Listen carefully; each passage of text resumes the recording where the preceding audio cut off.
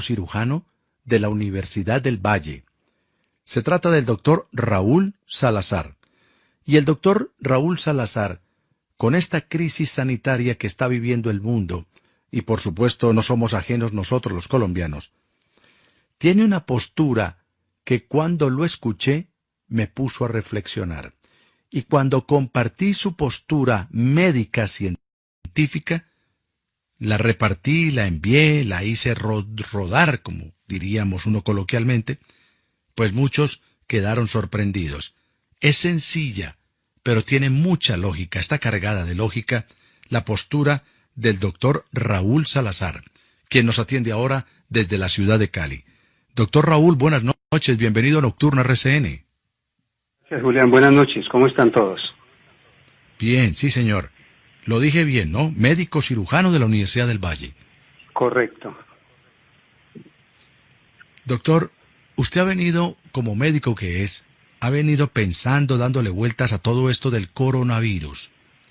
¿Cuál es su postura inicial para que la comparta con todos los oyentes de Nocturna de RCN dentro y fuera del país? Estamos a nivel nacional por más de 130 estaciones de este portento de radio que es RCN, la radio de Colombia. Doctor Raúl, usted dice que es inadmisible seguir enterrando a nuestros seres queridos, seguir soportando a los muertos por coronavirus cuando la medicina ya determinó a qué tipo de enfermedad y qué tipo de bicho es el que nos está atacando nuestra existencia. ¿Por dónde comenzamos, doctor? Esa postura suya, esa lógica suya para determinar de cómo combatir el virus COVID-19. Bueno, Julián, realmente lo que ha sucedido con el coronavirus es algo muy cambiante de un día para otro. Todo sucedió demasiado rápido. En cuestión de 6 meses sucedieron todas las tragedias mundiales en todos los países. Inicialmente, como todo era desconocido, inclusive el virus, pues hubo un planteamiento original en la China con base en unas pocas autopsias donde determinan que el virus generaba una neumonía y que la neumonía mataba a las personas, y entonces empezamos a analizar nosotros qué venía pasando, por qué iba a pasar, porque aún no llegaba a Colombia, pero ya empezaron a aparecer los muertos por miles en Italia, en España, y se analizaba que había un daño a nivel bronquial, a nivel alveolar, ocasionado por esa inflamación severa.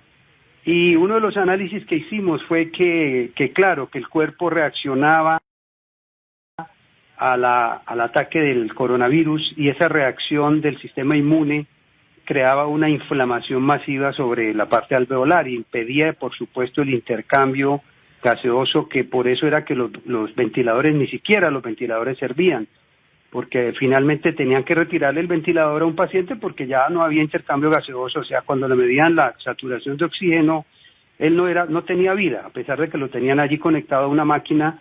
La medición de la llegada del oxígeno a las diferentes áreas tisulares era evidente que no había llegada de oxígeno.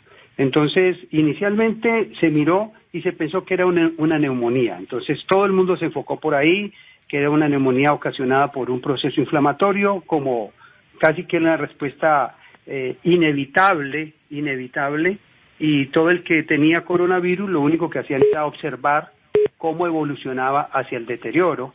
Se sabe claramente que más del 80% de las personas con coronavirus no hacen el proceso, pero ese 15% que lo hacía se asumía como una casi resignación. O sea, sabían que del 15% que se hacían sintomáticos, más o menos 3 de esos 15 pacientes se morían, y eso se tomó como algo muy normal y se dejó a todo el mundo a la expectativa, y simplemente se pusieron en observación confiando que ese no se complicara, y el que se complicaba iba a una unidad de cuidado intensivo y finalmente se moría. Entonces eso se quedó así, se murieron los miles en China, pasa el proceso a Italia, en Italia empiezan a morir por miles al día, en España por miles al día. Se concluye que el bronquio y el pulmón se daña, que el alvéolo se daña, que el pulmón se vuelve fibrótico y que inclusive el que se recupera queda dañado y se está hablando solamente de una lesión a nivel respiratorio. Hasta ese momento todo el mundo habla de un virus respiratorio. Sin embargo, en Italia se hacen las autopsias, se habla de 500 autopsias, no podemos saber el número exacto, pero en esas autopsias se confirma que además del proceso inflamatorio masivo, lo que llamamos tormenta de citoquinas, también se produce un tromboembolismo masivo, o sea, una formación de microcoágulos que son los que finalmente están dañando esa zona de intercambio gaseoso. Pero lo más grave es que se confirma que no solamente el tromboembolismo es a nivel respiratorio, es un tromboembolismo masivo. Y se va demostrando con el tiempo que el paciente ya no solamente tiene un daño a nivel respiratorio, sino en otros sistemas. Entonces se puede dañar el riñón, se puede dañar el corazón, e inclusive recientemente se sabe de un caso de un actor de Canadá que después del coronavirus le amputan una pierna porque había hecho un tromboembolismo masivo en otras áreas. Entonces, ¿qué es lo que nos pone a pensar eso? Pues que hay un momento en que el paciente crítico, porque ya sabemos que la mayoría no son críticos, la mayoría de la gente de coronavirus ni siquiera se da cuenta que lo tuvo. Es más, sabemos que el coronavirus como virus no es el que mata a las personas, ya estamos diciendo lo que es la respuesta del cuerpo es la que lo mata, o sea que prácticamente a mí me mata mi propio sistema inmune. ¿Qué quiere decir? Que si ya con el tiempo se pagó con los muertos, ya los pusieron en Italia, en Francia, en Alemania, en España, en Estados Unidos, en México, en Ecuador, ya pusieron los muertos para lograr identificar el por qué la gente termina complicada y por qué se mueren. Entonces la inquietud nuestra es, y lo empiezan a cuestionar algunos médicos en Bolivia, el doctor Unzueta, en El Salvador la doctora Barrientos y otros médicos en otros países, yo empiezo a preguntarme por qué razón, si ya sabemos en qué va a terminar el paciente, antes de que se vuelva tremendamente grave, cuando él se hace muy sintomático pero aún no tiene el daño, ¿por qué no intervenir allí? O sea, ahí hay un análisis al cual hemos invitado al gremio, a las instituciones e inclusive al gobierno a revisar el protocolo, porque el protocolo hasta ese momento era el paciente sintomático de coronavirus lo vamos a manejar con acetaminofén y loratadina, lo cual tiene sentido, pero si fuera leve, ¿cierto? Leve es un dolor de cabeza, un poquito de fiebre, ok, ese es un manejo entendible, pero el paciente se volvió muy, muy agudo y aún se le dejó aislado en su casa con acetaminofén y loratadina. O sea, ahí hay una falla que puede ser corregida en favor de la humanidad, en favor de nuestros compatriotas, en este caso en Colombia, porque ya se demostró con resultados que hay gente respondiendo masivamente a la intervención en esa etapa de la enfermedad. O sea, ya lo tenemos y tenemos los casos. O sea, yo hice ese video que está ahora viralizado en las redes sociales, planteando dos inquietudes. La primera, ¿por qué razón hoy, después de haber demostrado cuál es la causa final de muerte, se sigue manejando el protocolo como cuando hace 6 meses no se conocía nada? Observación, acetaminofén y loratadina, eso no es tratamiento de nada. O sea, ese y mandarlo para la casa. Mandarlo para la casa. O sea que prácticamente vamos a esperar lo mismo que esperaron los chinos, lo mismo que esperaron los italianos. Cuando los italianos empiezan a intervenir el paciente sintomático, se dan las altas masivas en Italia. Las altas masivas en Italia. Entonces, nosotros nos preguntamos, ¿por qué en Colombia no le tomamos la delantera a ese proceso antes de que pase a la fase grave? Es que ya lo están haciendo. Inclusive, yo tengo ya revisando. Por ejemplo, mire, en Leticia, a principios del mes de mayo, se encontraron 16 ancianos en el ancianato de Leticia y 10 funcionarios enfermos diagnosticados con COVID. ¿Cuál fue la conducta? La de siempre. Observación, aislamiento, acetaminofén. Si eso se hubiera dejado así, esos viejitos todos se habrían muerto, con absoluta seguridad. Pues el doctor Juan Carlos Velázquez, que fue alcalde de Leticia y que es médico y que en ese momento trabajaba y aún trabaja en la UPA, que así se llama, Unidad de Pronta Atención de Tabatinga, ahí al lado de Leticia, él viene al ancianato, yo ya hablé con los directivos del ancianato, viene al ancianato y le pide a la directora que consiga unos medicamentos que tienen que ver justamente con lo que nosotros estamos planteando, antiinflamatorios, antibióticos, corticoides, y le hace manejo a todos los pacientes y hoy absolutamente todos están sanos. No se murió un solo anciano. Entonces, inclusive, el cuestionamiento que hacíamos hoy, pues yo hablé con ellos hoy, es por qué las noticias se fueron allá, hubo un despliegue de la televisión. 16 ancianos con coronavirus, aquí todo el mundo dijo, no, pues va a morir toda la gente del ancianato. ¿Y por qué cuando se sanaron nadie dijo nada? O sea, ¿qué es lo que está pasando? Porque esa sanación fue producto de un manejo que no estaba dentro del protocolo. O sea, mi invitación es a luchar por la vida, al compromiso médico por la vida de nuestros compatriotas, en este caso de Colombia. Yo digo, ya murieron hoy, ahora vi las noticias, ya llegó el caso número 1000 de los muertos colombianos. Yo dije, bueno, ya paren ahí, se puede parar ahí, pero tiene que cambiar el protocolo. Porque el protocolo de observación, yo no conozco en 34 años de ejercicio profesional ninguna enfermedad que se cure con observación. No conozco la primera. Ninguna. Claro, Todas doctor, claro. Sí. Doctor Raúl, médico, le he escuchado a usted decir que lo más importante para llegar a este mismo punto donde usted acaba de terminar su participación aquí, su intervención en este momento, esta primera parte, usted sostiene, dice, que lo más importante en la medicina para tratar a un enfermo es conocer la enfermedad, saber de la enfermedad. Y usted sostiene, Raúl Salazar sostiene, que ya se conocen todas las características de lo que significa el coronavirus COVID-19. Se conoce su estructura molecular, se conoce cómo está hecho, de qué está formado, si tiene grasa o no tiene grasa, y hasta de cómo combatirlo.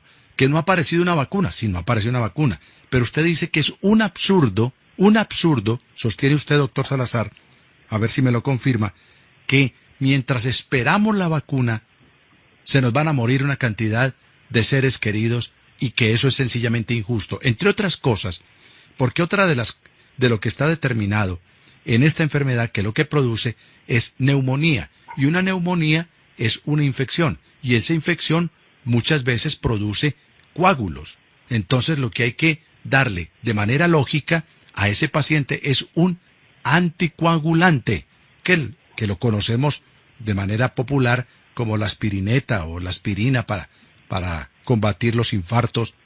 Entonces dice usted, pues eso ya está inventado. Entonces, ¿cree usted que un procedimiento tan sencillo como una aspirineta o varias aspirinetas para combatir esto, lo están ocultando porque van detrás de algo más grande que es la vacuna, de algo más grande que son procedimientos en unidades de cuidados intensivos? ¿Qué nos puede decir con respecto a eso? Bueno, yo pienso que hay un problema con el gremio médico y es la excesiva obediencia. Los médicos que hacen medicina privada generalmente no son tan obedientes porque tienen un compromiso más personal con el paciente y la familia del paciente. E inclusive, porque yo hablé hoy con una fisioterapeuta que trabaja en cuidados intensivos y ella me decía, mire, hay un compañero médico allá en la clínica que le dio coronavirus. Ya sabemos que se han muerto algunos, pero ese médico ya le hicieron todos los manejos con antiinflamatorios, antibióticos y corticoides y ya está mejor. O sea, el protocolo se establece, se determina y se respeta en forma, discúlpeme para mis colegas, en forma irresponsable. A mí me llamó un médico de la Universidad del Cauca, docente de allá, a darme un tremendo regaño hace 3 días, 3 noches, el viernes en la noche. Me dijo que yo era un irresponsable porque estaba mandando a la gente a automedicarse y porque habían unos protocolos. Le dije, esos protocolos que ustedes están usando fueron usados hace 5 meses y fueron demostrados como erróneos. O sea, no puede ser que vamos a usar los protocolos de hace 5 meses cuando en 5 meses todo cambió. Allá, hasta lo que está diciendo Julián, hasta la evidencia de por qué se muere la gente ya cambió. Ya hay una evidencia clara. Ya sabemos que el paciente está en una línea fina y los médicos tenemos la responsabilidad de evitar que él pase la línea fina del estado crítico no complicado al estado crítico complicado. ¿Cuál es estado crítico no complicado? El paciente con coronavirus sintomático, que le duele el cuerpo, que le duele el tórax, que tiene fiebre, que está muy enfermo pero aún no se ha ahogado. Entonces, es muy triste a raíz de esta viralización de ese video que se me ha vuelto todo un mundo interesante. Yo, gracias a Dios, tengo muy buena actitud, pero es bien complicado porque me han insultado, me han dicho de todo, los colegas me han insultado como usted quiera, y entonces también me ha llamado gente a contarme. Entonces, por ejemplo, me llama una señora de Bogotá y me dice, doctor, estoy yo, mi esposo y mis 3 hijos agudamente enfermos, mi hermana aquí a media cuadra y su esposo en la cama muriéndonos, y la EPS nos dice que si las uñas se nos ponen moradas, que si los labios se nos ponen azules o morados, y que si se nos hunden las costillas, ahí sí nos recogen, ahí sí nos dan otro tratamiento. Yo digo, Dios mío, ¿esto qué es? O sea, el famoso protocolo que ya no funciona y se tiene que seguir usando. ¿Por qué razón? O sea, no sé, quiero pensar en intereses de ninguna clase. Yo pienso en la humanidad y en el compromiso médico por la salud y la vida de las personas. Entonces esta señora me llama y me dice eso, y me dice, vea doctor, como yo vi el video, que entre otras cosas lo viralizó otra persona que ni conozco en Facebook, me dice, yo vi el video, entonces yo ahí mismo me fui para la farmacia y le conté a la de la farmacia, y ella ya me vendió unas cosas de las que usted como que menciona allí, y yo ya me las empecé a tomar con mi esposo y mis hijos. Oiga, y el día sábado me llama por la mañana y me dice, doctor, amanecimos totalmente aliviados. Todos estamos sanos. Increíble. Unos cuantos antiinflamatorios, se usó un antibiótico allí, por razones que están explicadas en toda la experiencia clínica que ya está demostrada, y un corticoide, y de un día para otro estaba mejor. La fisioterapeuta que me cuenta aquí en Cali, que unos amigos muy cercanos, 2 están muy graves, sintomáticamente muy comprometidos, y que el papá fue el primero que le dio coronavirus, y que el papá lo dejaron en observación con acetaminofén y loratadina hasta que se complicó, y hoy está en la UCI esperando para quitarle el respirador porque no respondió. Entonces los 2 hijos esperando para morirse, o sea, familias enteras a morirse por un protocolo basado en la observación. Yo no entiendo eso qué es. Yo como médico todos los días Dios mío, ¿esto qué es? Un absurdo. Vamos a respetar un protocolo que no sirve, pues que lo cambien. Mire, esos 2 muchachos, la fisioterapeuta que trabaja en cuidados intensivos, me dijo, tienes toda la razón, mira, yo ya me fui para donde ellos porque los quiero mucho, son mis amigos, y ya les llevé lo que tú sugieres. Y hoy hablé con ella y ya están aliviados los 2. O sea, Leticia lo demostramos en Bogotá, lo mostramos en Cali. Mire, nomás el caso de la cárcel de Villavicencio, 800 contaminados positivos COVID. ¿Por qué ninguno se murió? Porque el interno, eso sí es un pensamiento personal, el que está en una cárcel, él no obedece, él es desobediente, él no hizo caso al protocolo. Estoy seguro que esos internos en la cárcel de Villavicencio, viendo por internet propuestas de antiinflamatorios, de aspirina, me imagino que todos se tomaron su aspirina con limón, y todos tomaron jengibre, y todos hicieron bebidas y todo, y nadie se volvió agudo. Que esa era la pregunta que me hacía un periodista anoche de Villavicencio, que me entrevistaron en un noticiero de Villavicencio. Él me decía, ¿usted qué opina de eso? Le digo, la desobediencia. Eso salvó a esas 800 personas.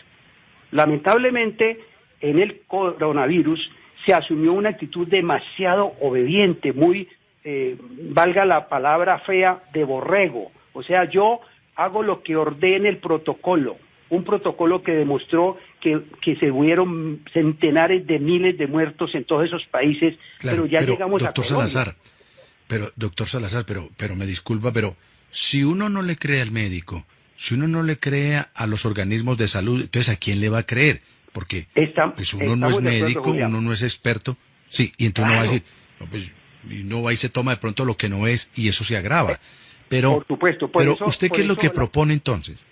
Yo lo que propongo es que la gente apriete, en el buen sentido de la palabra, en los sistemas de salud.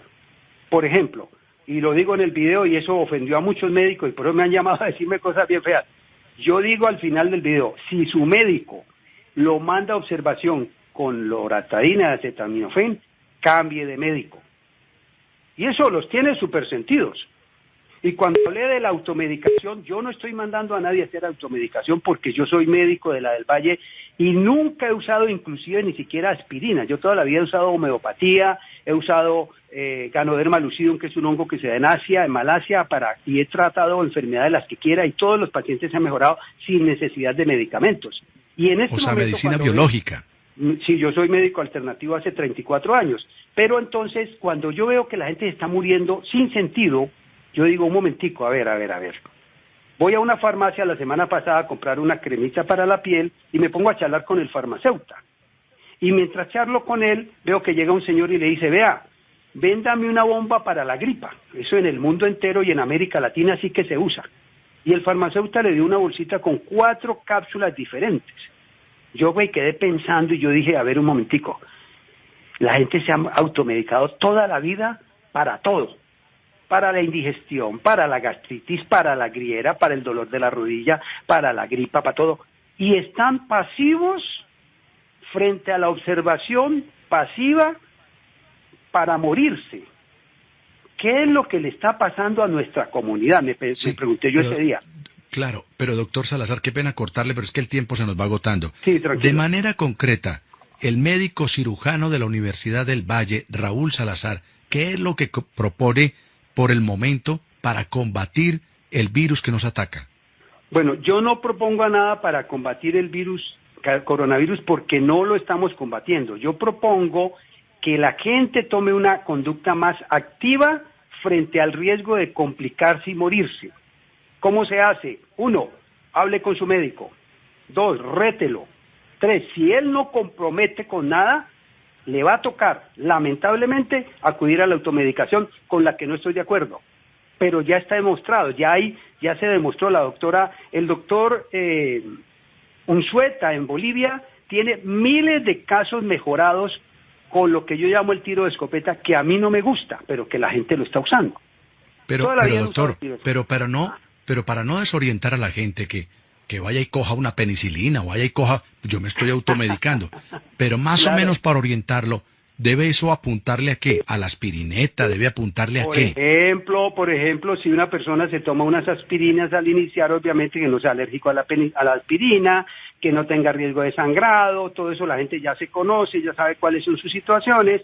Si la persona se toma una aspirina que toda la vida la han tomado, de entrada está ayudando a frenar la primera fase de la coagulación, de entrada.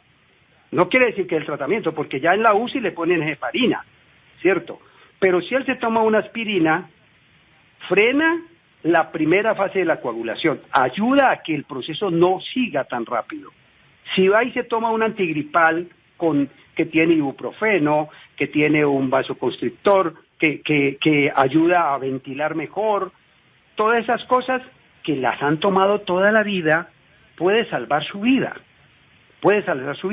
Que esto debería salir de la medicina, de los médicos, de las instituciones. De ahí era que debía salir la conducta.